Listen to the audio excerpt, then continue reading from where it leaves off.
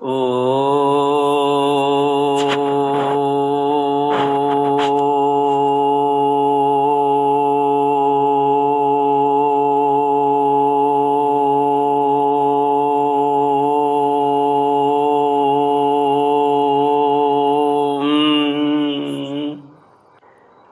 गुरुचरण कमलेभ्यो नमः। श्री गणेशाय नमः। श्री सरस्वत्यै नमः। श्री विष्णवे नमः। श्री कृष्ण गोविंद हरे मुरारे। हे नाथ नारायण वासुदेव। हे नाथ नारायण वासुदेव। हे नाथ नारायण वासुदेव। श्री कृष्ण गोविंद हरे मुरारे।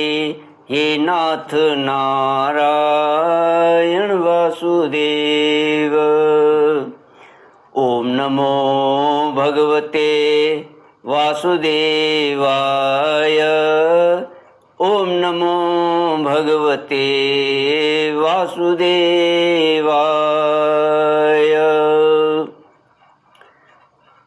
कृष्णाय वासुदेवाय हरये परमात्मने प्रणतक्लेशनाशाय गोविन्दाय नमो नमः।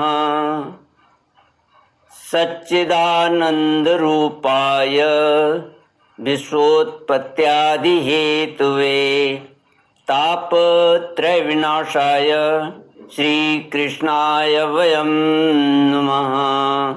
सच्चित आनंद स्वरूप परमात्मा जो सृष्टि के उत्पत्ति, पालन और श्रृंगार करता है तथा जीवों के आध्यात्मिक, आदि दैविक, आदि भौतिक तापों को नष्ट करने वाले हैं, अर्थात जीवों के मानसिक, शारीरिक और भौतिक दुखों को दूर करने वाले हैं, उन श्री कृष्ण भगवान को हम नमस्कार करते हैं। श्री कृष्ण गोविंद हरे मुरारे।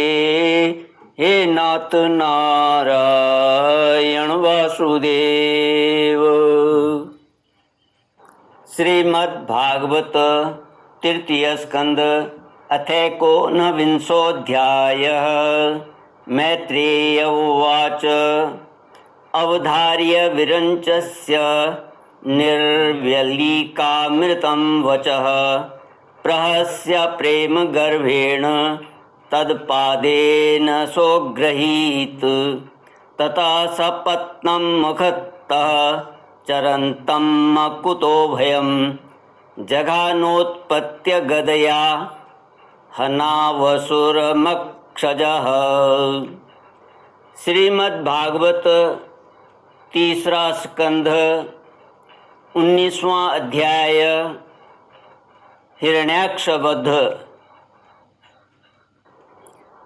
मैत्रेय जी कहते हैं, विदुर जी, ब्रह्मा जी के ये कपट रहित अमृतमय वचन सुनकर भगवान ने उनके भोलेपन पर मुस्कराकर अपने प्रेम पूर्ण कटाक्ष के द्वारा उनकी प्रार्थना स्वीकार कर ली। फिर उन्होंने झपट कर अपने सामने निर्भय विचरते हुए शत्रु की ठुड्डी पर गदा मारी, किंतु हिरण्याक्ष की गदा से टकराकर वह गदा भगवान के हाथ से छूट गई और चक्कर काटती हुई जमीन पर गिरकर सुशोभित हुई। किंतु यह बड़ी अद्भुत सी घटना हुई। उस समय शत्रु पर वार करने का अच्छा अवसर पाकर भी हिरण्याक्ष ने उन्हें निरस्त्र देखकर युद्ध धर्म का पालन करते हुए उन पर आक्रमण नहीं किया। उसने भगवान का क्रोध बढ़ाने के लिए ही ऐसा किया था। गदा गिर जाने पर और लोगों का हाहाकार बंद हो जाने पर प्रभु ने उसकी धर्म बुद्धि की प्रशंसा की और अपने सुदर्शन चक्र का स्मरण किया।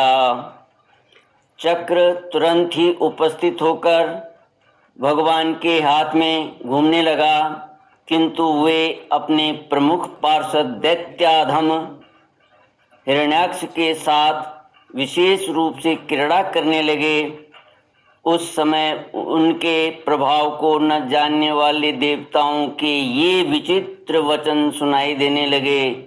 प्रभु आपकी जय हो, इसे और न खिलाइए, शीघ्र ही मार डालिए। जब हिरण्याक्ष ने देखा कि कमल दल लोचन श्रीहरि उसके सामने चक्र लिए खड़े हैं, तब उसकी सारी इंद्रियां क्रोध से तिलमिला उठीं और वह लंबी सांसें लेता हुआ अपने दांतों से होठ चबाने लगा। उस समय वह तीखी दाढ़ों वाला दैत्य अपने नेत्रों से इस प्रकार उनकी ओर घूरने लगा मानो वह भगवान को भस्म कर देगा। उसने उछलकर, ले अब तू नहीं बच सकता, इस प्रकार ललकारते हुए श्री हरि पर गदा से प्रहार किया। साधु स्वभाव विदुर जी, यज्ञ मूर्ति श्री वराह भगवान ने शत्रु के देखते देखते लीला से ही अपने बाएं पैर से उसकी वह वायु के समान वेग वाली गदा पृथ्वी पर गिरा दी और उससे कहा, अरे दैत्य, तू मुझे जीतना चाहता है, इसलिए अपना शस्त्र उठा ले और एक बार फिर वार कर। भगवान के इस प्रकार कहने पर उसने फिर गदा चलाई और बड़ी भीषण गर्जना करने लगा। गदा को अपनी ओर आते देखकर भगवान ने जहाँ खड़े थे वहीं से उसे आते ही अनायास इस प्रकार पकड़ लिया जैसे गरुड़ सांपिन को पकड़ ले। अपने उद्यम को इस प्रकार व्यर्थ हुआ देख उस महादैत्य का घमंड ठंडा पड़ गया और उसका तेज नष्ट हो गया। अब की बार भगवान के देने पर उसने उस गदा को लेना न चाहा, किंतु जिस प्रकार कोई ब्राह्मण के ऊपर निष्फल अभिचार मरण आदि प्रयोग करे, मूठ आदि चलाए, वैसे ही उसने श्री यज्ञ पुरुष पर प्रहार करने के लिए एक प्रज्वलित अग्नि के समान लपलपाता हुआ त्रिशूल लिया। महाबली हिरण्याक्ष का अत्यंत वेग से छोड़ा हुआ वह तेजस्वी त्रिशूल आकाश में बड़ी तेजी से चमकने लगा। तब भगवान ने उसे अपनी तीखी धार वाले चक्र से इस प्रकार काट डाला जैसे इंद्र ने गरुड़ जी के छोड़े हुए तेजस्वी पंख को काट डाला था। इंद्र ने गरुड़ जी के छोड़े हुए तेजस्वी पंख को कब और क्यों काट डाला था, इस संबंध में टीकाकार लिखते हैं कि एक बार गरुड़ जी अपनी माता विनिता को सर्पों की माता कद्रू के दासीपने से मुक्त कराने के लिए देवताओं के पास से अमृत छीन लाए थे। तब इंद्र ने उनके ऊपर अपना वज्र छोड़ा।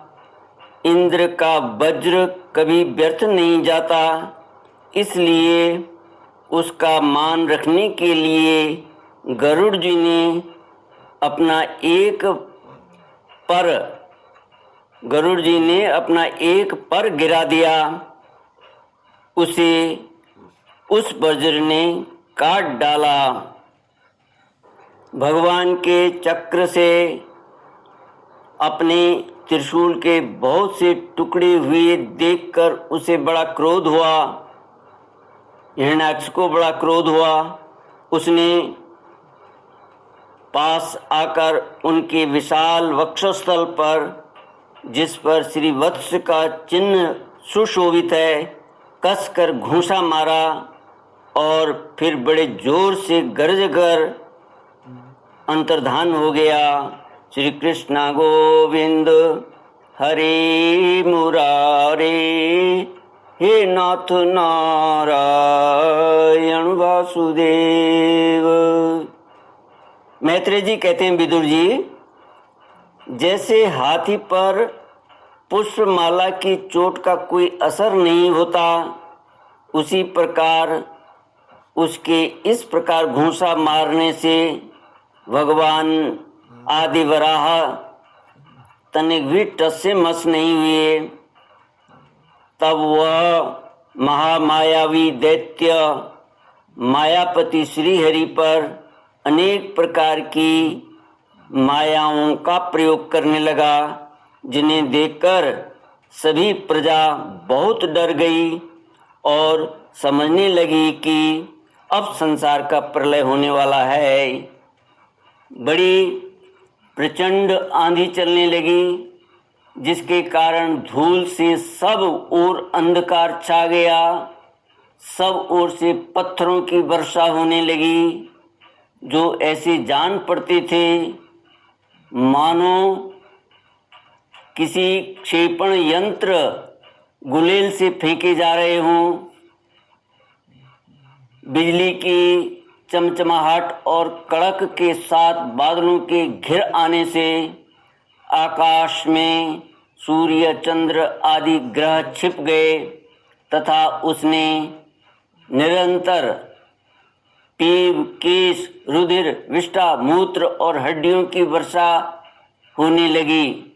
उनसे निरंतर पीप, केश, रुधिर, विष्ठा, मूत्र और हड्डियों की वर्षा होने लगी। विदुर जी, ऐसे ऐसे पहाड़ दिखाई देने लगे जो तरह तरह के अस्त्र शस्त्र बरसा रहे थे।